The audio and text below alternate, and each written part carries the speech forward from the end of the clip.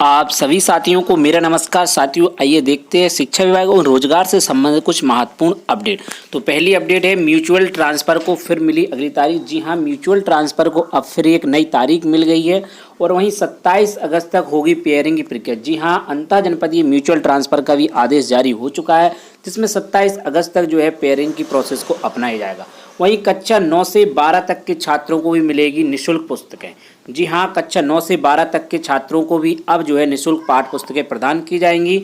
वहीं 80% छात्रों ने दी सीटेट की परीक्षा। जी हाँ, 80% छात्र छात्राओं ने जो है यहाँ पर सीटेट एग्जाम को दिया है। वहीं छात्रवृत्ति और शुल्क भरपाई के लिए बायोमेट्रिक हाजिरी होगी अनिवार्य। जी हाँ, आने वाले समय में जो है छात्रवृत्ति और शुल्क भरपाई के लिए अब उत्तर प्रदेश सरकार नए रूल को लाने जा रही है, जहाँ पर बायोमेट्रिक हाजिरी लगेगी। वहीं स्टाफ नर्स भर्ती आवेदन जो है आज से स्टार्ट हो जाएंगे। जी हाँ, स्टाफ नर्स भर्ती का इंतजार कर रहे सभी साथियों के लिए गुड न्यूज़ है, उनके लिए जो है आवेदन आज से स्टार्ट हो जाएंगे। तो चलिए देखते हैं सभी खबरें विस्तार से।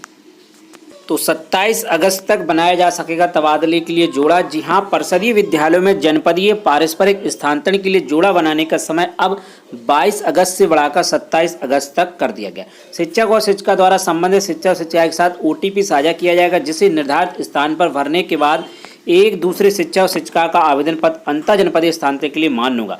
इस संबंध में बेसिक शिक्षा परिषद के सचिव माननीय प्रताप सिंह बघेल ने सभी जिला बेसिक शिक्षा अधिकारियों को निर्देश दिए हैं। वहीं प्राथमिक एवं उच्च प्राथमिक विद्यालयों में कार्य शिक्षकों के अंतर जनपदीय पारस्परिक तबादले के लिए 28 अगस्त तक सूचना अपडेट की जा सकेंगी। वहीं 28 अगस्त तक का इसका भी समय बढ़ा दिया गया और इस प्रकार से अंतर जनपदीय पारस्परिक म्यूचुअल ट्रांसफर की अब जो है अंतिम तिथि अपडेट करने के लिए 28 अगस्त कर दी गई। उसके बाद ही आगे की प्रोसेस हो पाएगी। चलिए देखते हैं अगली अपडेट। वहीं कक्षा 9 से इंटर तक के विद्यार्थियों को भी मिलेंगी निःशुल्क पाठ्य पुस्तकें। अभी कक्षा 8 तक मिल रही सुविधा 2428 स्कूलों में बटेंगी किताबें। जी हाँ, हम बात कर रहे हैं राजकीय माध्यमिक स्कूलों में पढ़ रहे कक्षा 9 से कक्षा 12 तक के विद्यार्थियों को निःशुल्क पाठ्य पुस्तकें दी जाएंगी। मुफ्त पाठ्य पुस्तकें मिलने से विद्यार्थियों को बड़ी राहत मिलेगी। अभी धन की कमी के कारण किताबें न खरीद पाने वाले गरीब घरों के छात्रों को बड़ी राहत मिलेगी। अभी इन स्कूलों में कक्षा 1 से 8 तक के विद्यार्थियों को निःशुल्क पाठ्य पुस्तकें दी जा रही हैं।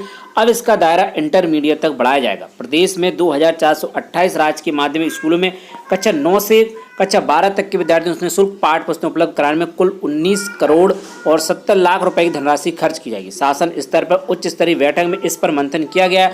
अभी परिषदीय स्कूलों और माध्यमिक स्कूलों में कक्षा 1 से 8 तक के विद्यार्थियों को निःशुल्क पाठ्य पुस्तकें दी जा रही हैं। वहीं दूसरी ओर कई राज्यों में कक्षा 12 तक के विद्यार्थियों को सुविधा दी जा रही है। इसमें गुजरात, उत्तराखंड, झारखंड, छत्तीसगढ़, हिमाचल प्रदेश, आंध्र प्रदेश, कर्नाटक, तमिलनाडु शामिल है। अब यूपी में भी विद्यार्थियों को यह सुविधा देने की तैयारी की जा रही है, ताकि विद्यार्थियों को समय पर किताबें मिल सके, वह पढ़ाई प्रति उनका रुझान और बढ़ सके। अभी कक्षा 8 तक यह सुविधा मिलती है। जब कक्षा 9 में विद्यार्थी प्रवेश पाता है तो यह सुविधा खत्म हो जाती है। निम्न आय वर्ग के तमाम अभिभावकों को कठिनाई का सामना करना पड़ता है, मगर अब आगे उन्हें परेशान नहीं होना होगा। अभी राजकीय माध्यमिक विद्यालयों के कक्षा 9 से कक्षा 12 तक विद्यार्थियों को सुविधा मिलेगी। आगे अशासकीय सहायता पर एडेड और माध्यमिक स्कूलों के विद्यार्थियों को यह लाभ दिया जा सकता है।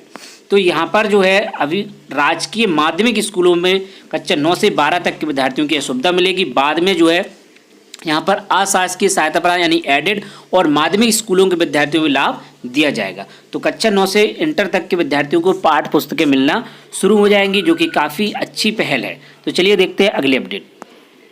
वहीं देश भर में 80% छात्रों ने दी सीटेट का एग्जाम। जी हाँ, देश भर में 136 शहरों में 3121 परीक्षा केंद्र पर केंद्रीय माध्यमिक शिक्षा बोर्ड CBSE ने केंद्रीय शिक्षक पात्रता परीक्षा सीटेट आयोजित की। परीक्षा में लगभग 80% अभ्यर्थी उपस्थित रहे। 3121 केंद्र अधीक्षकों, 3506 प्रेक्षकों और 599 CBSE अधिकारियों और कर्मियों की तैनाती की गई। गौरतलब है सीटेट में 2 प्रश्न पत्र होते हैं। पहला प्रश्न पत्र कक्षा 1 से 5 तक को पढ़ाने वाले शिक्षकों की पात्रता के लिए और दूसरा प्रश्न पत्र कक्षा 6 से 8 के लिए शिक्षकों की पात्रता सुनिश्चित करने के लिए। पहले प्रश्न पत्र के लिए कुल 15,01,719 और दूसरे प्रश्न पत्र के लिए कुल 14,02,184 अभ्यर्थी पंजीकृत हुए थे। तो यहाँ पर 80% जो है छात्र एवं छात्राओं ने यहाँ पर परीक्षा दी है सीटेट एग्जाम। तो चलिए देखते हैं अगली अपडेट। वहीं अगले साल से शुल्क भरपाई के लिए बायोमेट्रिक हाजिरी होगी अनिवार्य। एक कोर्स छोड़ एंट्रेंस के जरिए दूसरे कोर्स जाने पर बंद नहीं होगी छात्रवृत्ति। जी हाँ, हम बात कर रहे हैं उत्तर प्रदेश की। यहाँ पर प्रदेश में अगले साल से छात्रवृत्ति और शुल्क भरपाई के लिए न्यूनतम 75% बायोमेट्रिक हाजिरी अनिवार्य होगी। यह नियम इंटरमीडिएट से ऊपर के सभी शिक्षण संस्थानों पर लागू होगा। साथ ही एक कोर्स बीच में छोड़कर सरकारी प्रवेश प्रक्रिया एंट्रेंस के जरिए दूसरे कोर्स मेडिसिन लेने पर छात्रवृत्ति और शुल्क भरपाई सुविधा बंद नहीं होगी। ठीक है, तो यहाँ पर कोर्स बीच में छोड़कर सरकारी प्रवेश प्रक्रिया एंट्रेंस के जरिए दूसरे कोर्स में एडमिशन लेने पर छात्रवृत्ति और शुल्क भरपाई सुविधा बंद नहीं होगी। इसके लिए नई नियमावली तैयार कर ली गई। इसके अगले सप्ताह जारी होने की पूरी संभावना है। यूपी में अनुसूचित जाति और जनजातीय छात्रों को 2.5 लाख रुपए तक और अन्य वर्ग के छात्रों को 2 लाख रुपए तक सालाना परिवार की आमदनी होने पर सुविधा मिलती है। हर साल सभी वर्गों में 50 लाख से ज्यादा छात्र इस योजना का लाभ पाते हैं। प्रस्तावित नियमावली में छात्रों की उपस्थिति पर काफी जोर दिया गया। बायोमेट्रिक हाजिरी अनिवार्य होने से वास्तविक छात्र ही योजना का लाभ ले पाए। अनुमान है इससे हर साल करीब 10% बजट बचेगा। ऐसे में कोई भी पात्र छात्र बजट के अभाव में भुगतान से वंचित नहीं रहेगा। अभी तक लागू नियमों के तहत अगर कोई छात्र स्नातक स्तरीय पढ़ाई बीच में छोड़कर स्नातक स्तर के ही किसी दूसरे व्यावसायिक पाठ्यक्रम में दाखिला लेते हैं उसे न्यूनतम 1 साल तक इस योजना का लाभ नहीं मिलता है। प्रस्तावित नियमावली लागू होने पर ऐसा नहीं होगा। नेक ग्रेडिंग होगी अनिवार्य। प्रदेश में वर्ष 25-26 से उन्हीं संस्थानों छात्रों को सुविधा मिलेगी जिन्हें नेक या समकक्ष संस्थाओं से ग्रेडिंग हासिल होगी। तो अगले साल जो है बायोमेट्रिक अटेंडेंस अनिवार्य होने वाली है और 75% इसका दायरा रखा जाएगा। तो यहाँ पर जो है फर्जी तरीके से जो है शुल्क का लाभ लेने वाले छात्र छात्राओं को यहाँ पर लाभ नहीं मिलेगा और वास्तविक अभ्यर्थियों को ही इसका लाभ मिल पाएगा जो कि छात्र छात्रा है और जो है छात्र छात्रा जो कि विद्यालयों में पढ़ रहे हैं उनको ही इसका वास्तविक लाभ मिल पाएगा। यहाँ पर 75% बायोमेट्रिक भी अनिवार्य यहाँ पर की गई है। तो वास्तविक छात्र ही इस योजना का लाभ ले पाएंगे, इसका प्रमुख उद्देश्य है और बताया गया कि 10% बजट इससे बचेगा। तो चलिए देखते हैं नेक्स्ट अपडेट। वहीं स्टाफ नर्स भर्ती का इंतजार कर रहे सभी अभ्यर्थियों के लिए काफ़ी बड़ी अपडेट है। स्टाफ नर्स भर्ती के लिए आज से शुरू होंगे आवेदन।